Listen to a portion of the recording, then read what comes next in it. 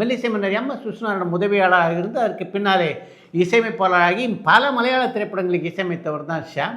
தன்னை எப்படியெல்லாம் எம்.எஸ். விஸ்வநாதன் மெருகேற்றினார் என்பதை பற்றி அவர் ஒரு பத்திரிகை பேட்டியிலே பகிர்ந்து கொண்டிருக்கிறார். எம்.எஸ். விஸ்வநாதனுடைய இசைக்குழுவிலே வயலின் கலைஞராக பணியாற்றினான். முதல்ல பார்த்தீங்கன்னா பின்வரிசையில் தான் அமர்ந்திருந்தேன்.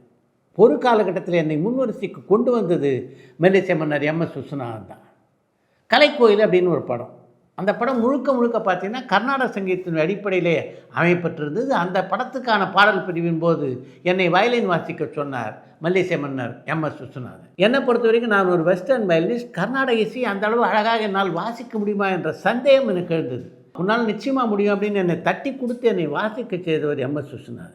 அந்த பாடலுக்கு வாசித்ததுக்கு பின்னால் தான் இந்த அளவுக்கு அவர் நம்பிக்கை வச்சுக்கிறார். அப்படி இருக்கும்போது கர்நாடக இசையும் நாம் கற்றுக்கொள்ள வேண்டும் என்ற எண்ணம் எனக்கு தோன்றியது. அதற்கு பின்னால் லால்குடி ஜெயராமனிடம் சேர்ந்து வயலின் இசையை கற்றேன் என்று ஒரு பேட்டியிலே பதிவு செய்திருக்கிறார் ஷியாம். ஒரு காலகட்டத்தில் வயலினில் வெஸ்டர்ன் இசையும் கர்நாடக இசையும் என்னால் வாசிக்க முடிந்ததனால் அதற்கு காரணம் அந்த மாமேதை எம்.எஸ். விஸ்வநாதன் தான் என்று நன்றியுடன் பதிவு செய்திருக்கிறார் இசையமைப்பாளர் ஷியாம்.